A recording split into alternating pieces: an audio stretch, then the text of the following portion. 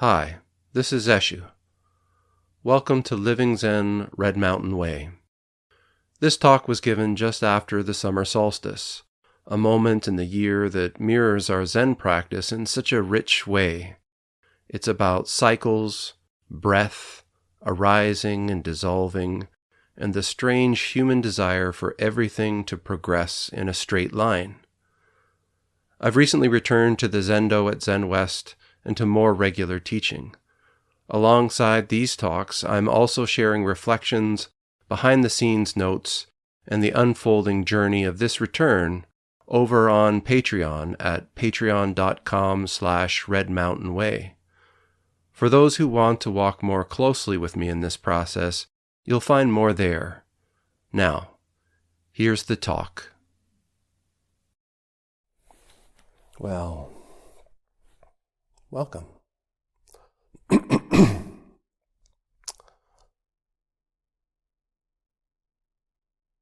This morning I'm aware it's just following the solstice, the longest day, the most light. Aware of this pattern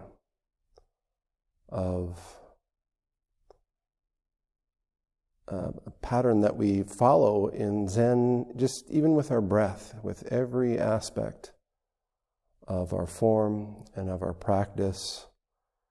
This practice of arising, being born, inhaling, doing that fully with awareness and attention till we come to the top of the breath. We are full of air, and then there's a pause, I guess. It doesn't have to be long, you don't have to hold your breath. An awareness that having arisen completely, having fully come to the peak, there is only one thing to do, and that is to continue the activity with the exhale. Breathing all the way out with awareness down in our abdomen, in our hara. And as we breathe all the way down, we reach the bottom. And again, there's a pause, just a brief one. And then we turn and the breath cycle begins again.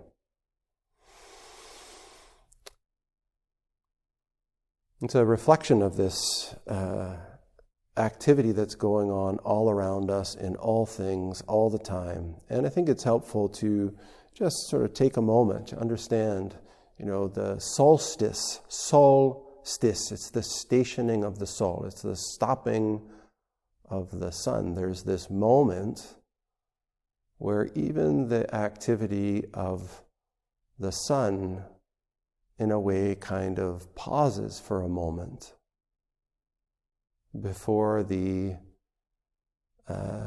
facing the opposite activity begins. Yesterday my friend was talking about, oh no, the days are getting shorter now. I'm just starting to like this light. In the Gallic tradition, they say after the solstice, the days change by the length of a step of a rooster every day. Things move slowly at the beginning after that pause.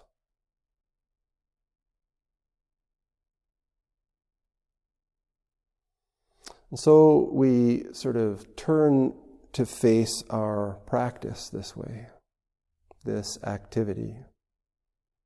I think whether we're talking about our progress as a human being, whether that's through education or whether that's through physical growth or spiritual practice, I think there's this real innate desire for practice to continue in this very kind of consistent linear fashion. that we just want to have a constant kind of like ramping increase in how we engage in our practice. And when we sit deeply, when we practice, when we become aware of this activity, my first teacher said the activity of plus and minus, the activity of birth and death, the activity of arising and dissolving. When we witness this in everything, in our bodies, in our breath, in the sun, in the seasons, we can recognize that expectation of life, that expectation of our path, that expectation of our progress to be linear starts to make less and less sense. And I think that's really important, because what happens when our expectation for linear development, for constant growth, meets with the reality of our lives lived? And whether you're 20 or whether you're 80, looking back, looking at the evidence, in our own lives, what is it that has proceeded in that linear way? Is it our career? Is it our physique? Is it our relationships? Is it our spiritual insight? Is there anything that has followed that linear way? I can't come up with anything in my own life, so maybe I should just speak for myself. But I can certainly say that man, even now, when I feel like I'm making steps in the direction that I want to go, and then things start to break apart, there can be a fear, there can be anxiety. I was just making progress. I was just getting so close to where I wanted to be. Now it's all falling apart. And just like we expect the progress to be continuous in a single direction, in a linear fashion, as soon as there's the slightest wavering, we can project that the decline is also going to follow that direct, linear, constant, and we're going to end up losing everything.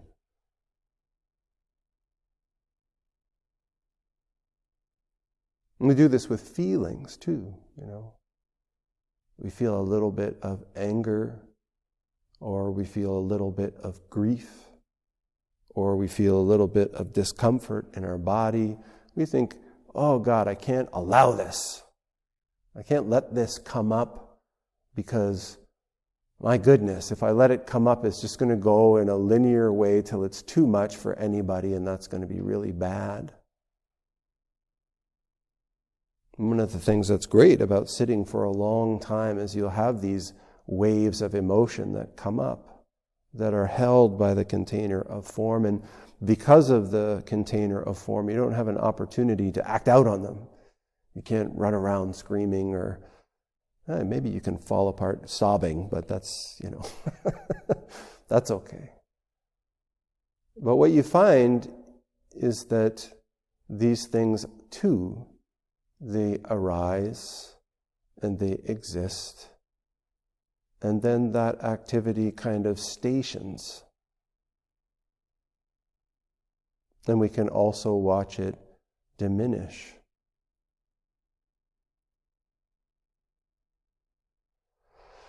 And just like everything, just like a financial improvement in your life, or just like a learning improvement in your life, when that activity comes, even negative things, even pain, even anger, even grief, when it sort of does that stationing and starts to diminish, that thing that we were sort of either sort of trying to drive or trying to get away from, our emotion also shifts towards it. We're sad, we're crying, we're grieving. Oh, this is terrible. But then there's also this kind of spaciousness that comes from that release of emotions. And then we start to feel it diminishing, and we can kind of fall into this, can I get that back? And we start trying to look for that grief to get it back, when the activity that's naturally happening is this activity of dissolution. The wave is receding. When we're doing long sits, I see this a lot in myself, and I know it to be true in others, that when we're sitting for long periods, we're sitting, it's good for a while, but then those periods start to feel really long. And you're sitting in the zendo, your legs are sore and your back is tired, and you're thinking, oh gosh, I just wish the Jikijitsu would ring the bell so we could do walking meditation. Oh, this is miserable. Can we just do some walking meditation? And the Jikijitsu rings the bell, and you go, relief. And you stand up and you start doing walking meditation. And 2.5 minutes into the walking meditation, you just want to sit down. It's the same pattern. And so this practice that we have, just being, without trying to predict, without trying to project, without trying to be anywhere other than where you are in that ongoing pattern of activity of arising and dissolving. And that's the simple way to put it. And that's why we try to keep practice very simple. It seems like there's a lot of rules, there's a lot of structure, but those are gifts, kindnesses of this practice, because it allows us within that container that's so clearly delineated, it allows us to just deeply relax. I think I was saying last week, it's much like a laboratory. It's a controlled environment so that we can really come to clearly see what's going on inside of it and inside of us. It's easy when we're living our everyday lives to project out, oh, this is happening to me, oh, this person is making me feel like this, oh, it's because of this that I'm this way. And when we come into this zendo, this way of practice, it's kind of a great leveling tool where we just get to sort of be with whatever is arising. To focus on this activity of arising and dissolving as it's manifesting in our body every moment. And when we get stuck, when we find ourselves perseverating about a particular task that we need to do, or about a particular interaction that we had with somebody, or about a particular feeling that's arising, and we realize that we're so wrapped up in that thing that we've lost the breath. We've been doing it the whole time, of course, well, I hope, but it's just nowhere in our awareness. And so we can come back to the breath. One of my teachers once gave this exercise that's like something that you can do is, if that feeling or if that thought or if that interaction keeps coming up, then you take up your posture, you open your eyes fully, just looking in front of you, and you bring that thought up. And you just focus all of your energy, making it as concrete in your mind as you possibly can. And then you turn the activity intentionally, relaxing your body as you exhale, closing your eyes, completely letting it wash out. And then you can do it again. You breathe. You bring it in. Oh, I'm so pissed off at that guy. And then you turn again.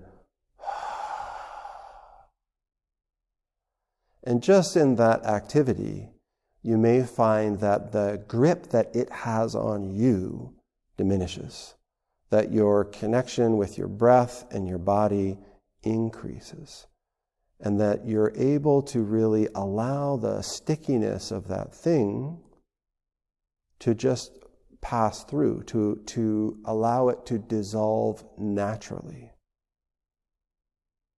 And it's not about getting over any one thing that arises. It's not about any one interaction, any one upset, any one physical discomfort or circumstance in your life. It's about this activity. It's about this pattern that will happen over and over and over again in your life.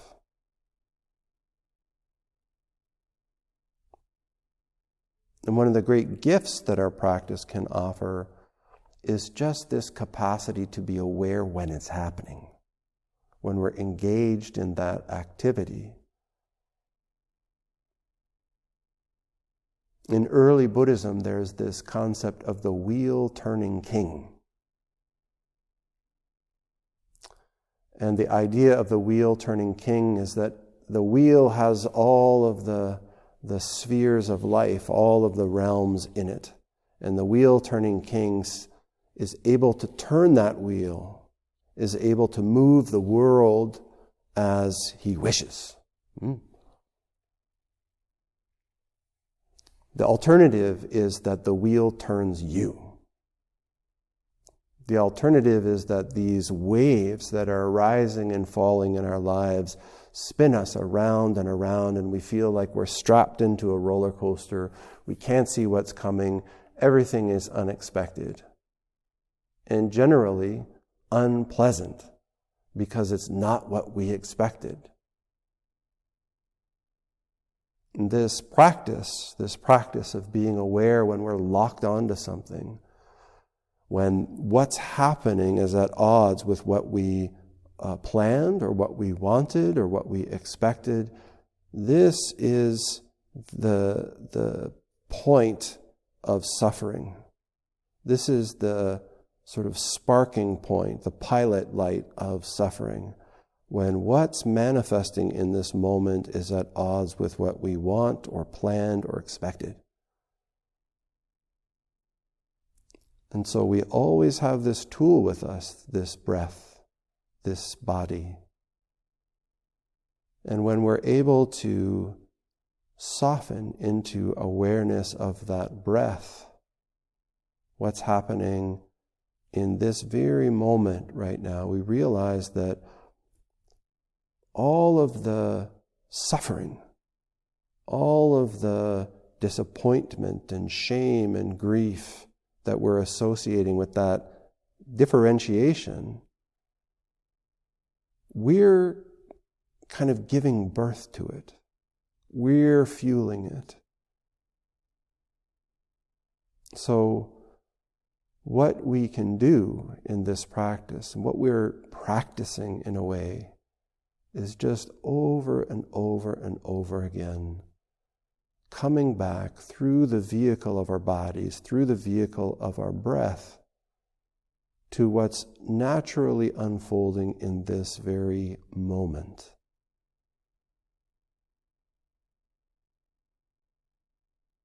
Without judgment,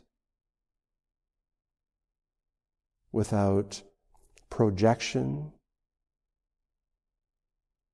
just really with a kind of deep, sincere honesty. Seeing things just as they are, hearing things just as they are, feeling things just as they are. And to be clear, that doesn't last either.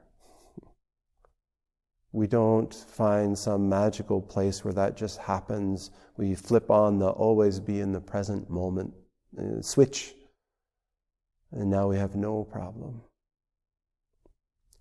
Innumerable tempting thoughts, innumerable challenging puzzles or whatever it is that we have a proclivity towards, they float by on the stream of our life, and sometimes we're able to just stay totally grounded and watch them go, and other times we grab on. Rinzai, Master Linji says, it's like a sticky lacquer tray. It's like a freshly painted or lacquered tray it's so pretty.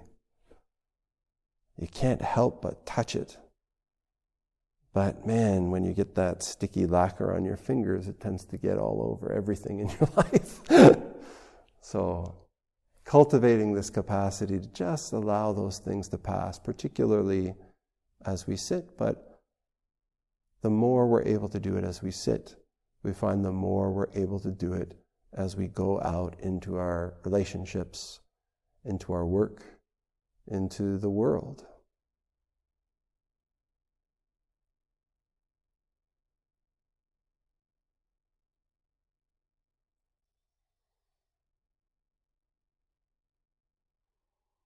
So on this day of, a couple days after solstice, taking a moment to just really reflect this idea that's in the sutras and the Buddha's teachings over and over again. We've got these nice books that have things written down in them.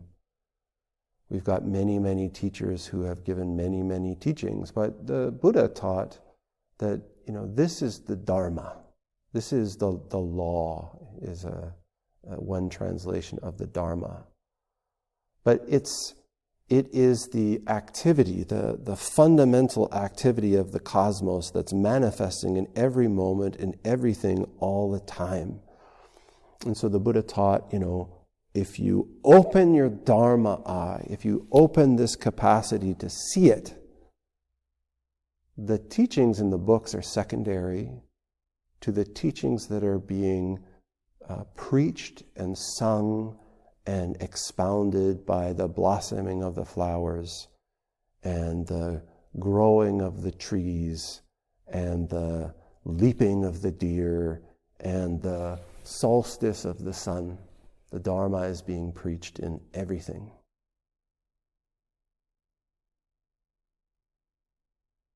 So we start with what's very simple, the breath. Okay. Thanks for listening.